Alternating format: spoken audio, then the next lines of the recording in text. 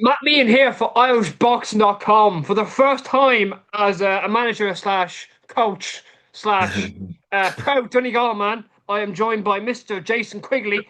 It's been a good day and a good fight week so far, my man. How are we? Yeah, top class, Matt. All's good now. Can't complain, and yeah, excited for the fights now tomorrow night. Listen, it's been a great week. You have you have Kian Hedderman on the card. Hmm. Um, it's a card to make a debut on. Let's say that the Trey Arena. Things can't get any better for him at the moment. Yeah, absolutely. It's sometimes that can be a bit of a downfall as well because it's an expectation. He started on a very big stage, and the way boxing goes, sometimes it's very difficult to stay on that big stage and to continue getting stadium fights. But it's Keane has a phenomenal start to his professional career. Not only fighting on a great card and a great venue in Dublin. He is been in training camp, full training camp with Paddy for his world title fight. He sees what it's like. He sees what it's like to train to become a world champion. He's been around that champion mindset, that champion environment with Andy and Paddy and Jim and Edward and the whole lot of them really. You have Hamza, Joseph Parker, Ben Whittaker, and he's been in with them all over Yeah, the last couple of years. He's been in with Parker, he's been in with Hamza, he's been in with Ben.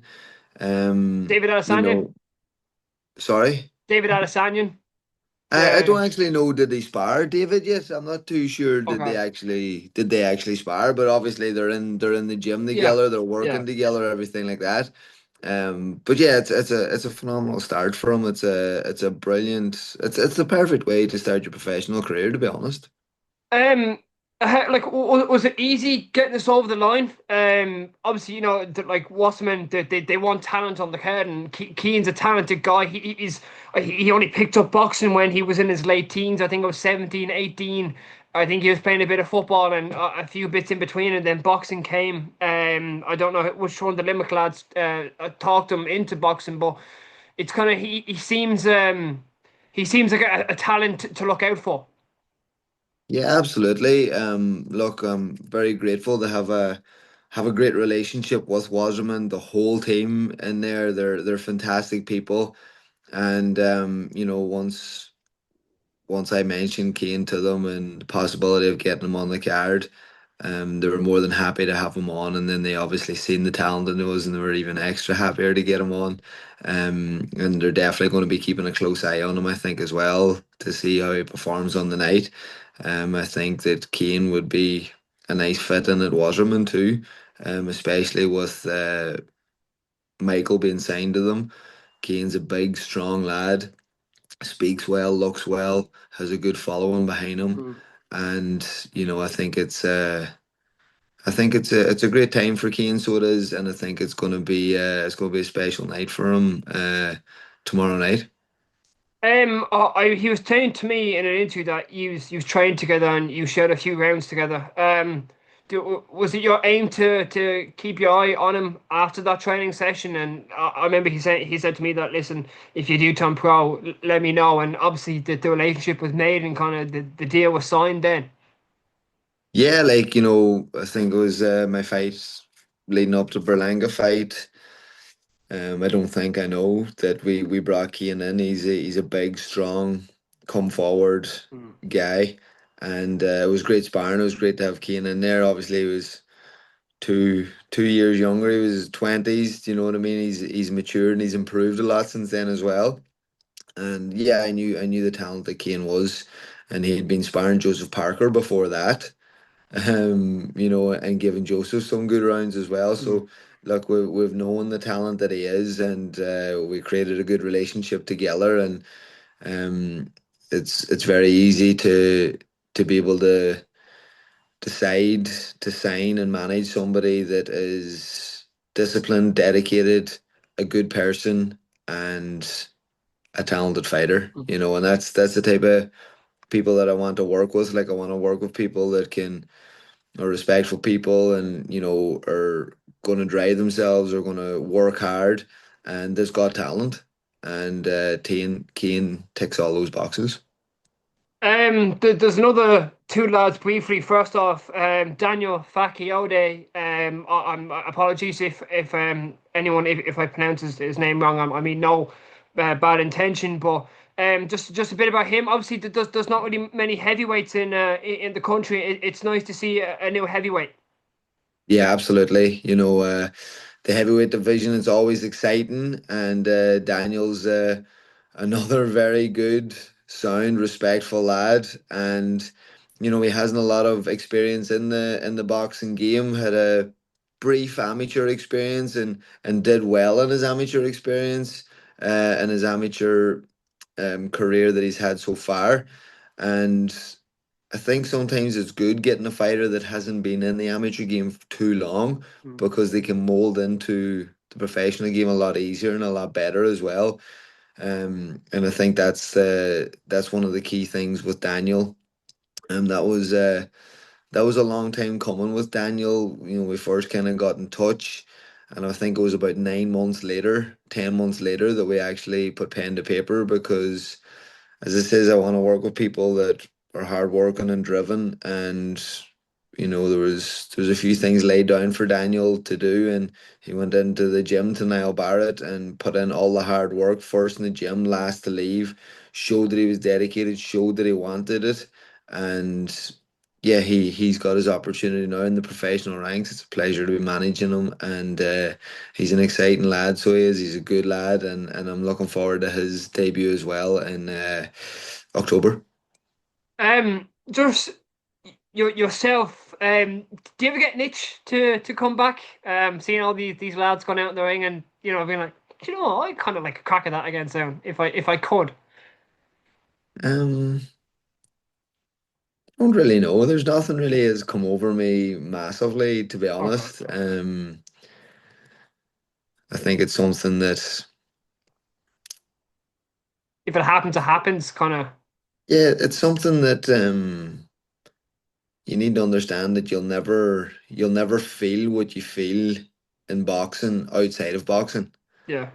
Like it's a very unique sport. It's a very unique feeling. It's a very unique thing that people do whenever they step Mm. through those ropes and go to war with somebody, and the training camps, the dedication, the discipline that you have to go through as well. It's very unique.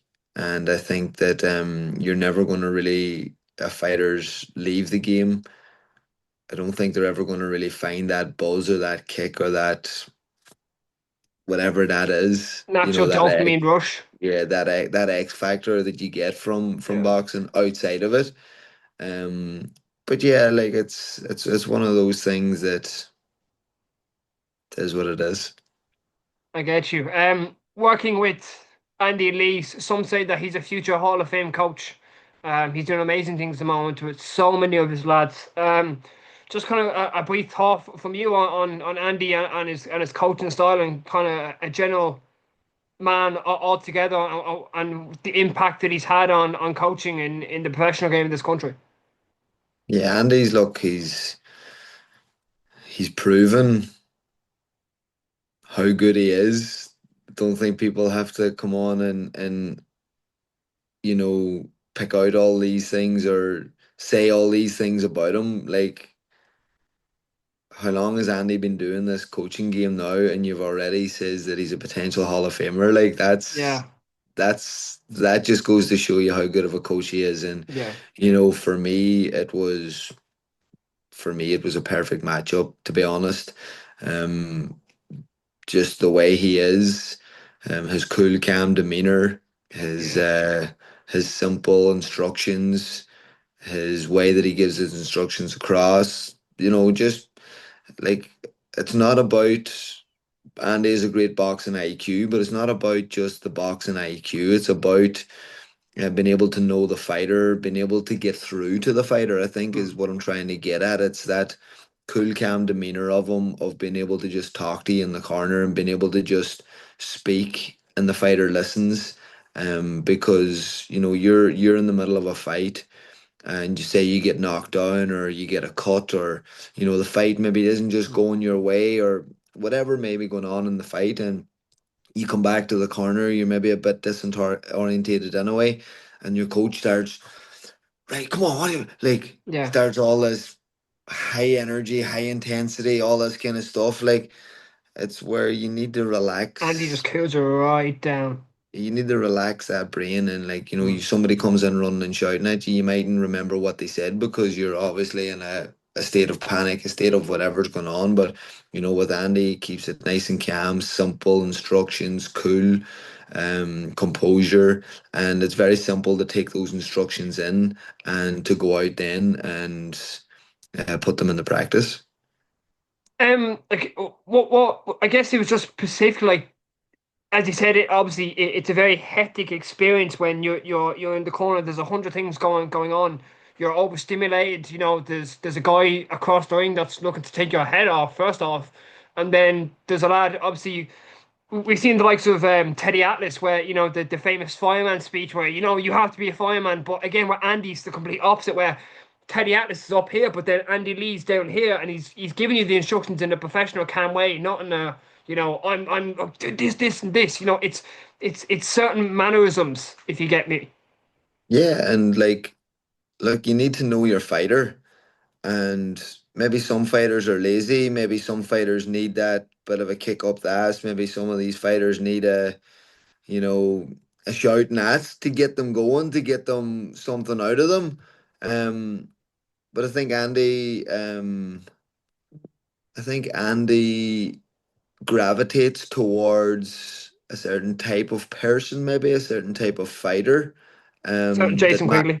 that matches him. You know what I mean? So. Look, Andy's his boxing IQ is unbelievable. His training, his everything. I can't credit the man enough. Mm. It's a pleasure to be able to still be involved with Andy, inside and outside of the ring. He's a quality operator, a Mm. great fella, and yeah, he's definitely going to make massive moves, and he's already made massive moves in Yeah. the boxing game and coaching. But yeah, I believe that's only the Mm. start for Andy. Any news on Danny Duffy at all? He was Yeah, obviously there recently on the JB show. yeah. So Danny and Cahill both moved to Yeah. 2-0 on the J show back in June Belfast. 21st. June Yeah, 21st. Yeah. yeah, a couple of months ago. So them two lads are going to be looking to get back out now in October. We're looking at getting a date for them sorted now, getting them back. They're in the gym, they're training away, they're looking Mm. good, and yeah, by getting them back out now, hopefully in middle to end of October. What's the promoter and managerial life been like for you? Has it been hectic? Has it been busy? Like how would you describe it for yourself, Jason? Yeah, I'm really enjoying it, to be honest, Matt. It's a nice transition. You're still in the boxing game. You're not completely away from it. You're still meeting all the similar faces, and having the crack with some of the lads, and you're around an environment that you have been around since you're 11 years of age, and it's something that's very easy to transist into, and then it's very enjoyable. Yes, of times it can be a bit stressful, and you have certain fighters with, I don't want to say different demands, but you have certain fighters with different personalities, and it's about adapting and understanding what they're going through, what they need, and what they want, and doing the best that you can for them, and making this. Boxing's not an easy game, and it's about making it as smooth as possible outside the ring for them. And that's what I try to do best for my fighters is make sure that you can keep them busy, keep them active, and make sure that the process and the build up to a fight is as smooth as possible. Because look, at the end of the day, the fighter's job is to train, get into the ring, and perform, and everything else should be really taken care of for them, and set them up in the best way possible. But it goes hand in hand. They need to be doing the training, they need to be doing the work, they need to be putting in the hours, putting in the discipline, the dedication, And I have to say I'm very lucky with all the fighters that I do have. They're hardworking fighters, disciplined fighters, and yeah, it's exciting times, and I'm enjoying it. I really am enjoying it.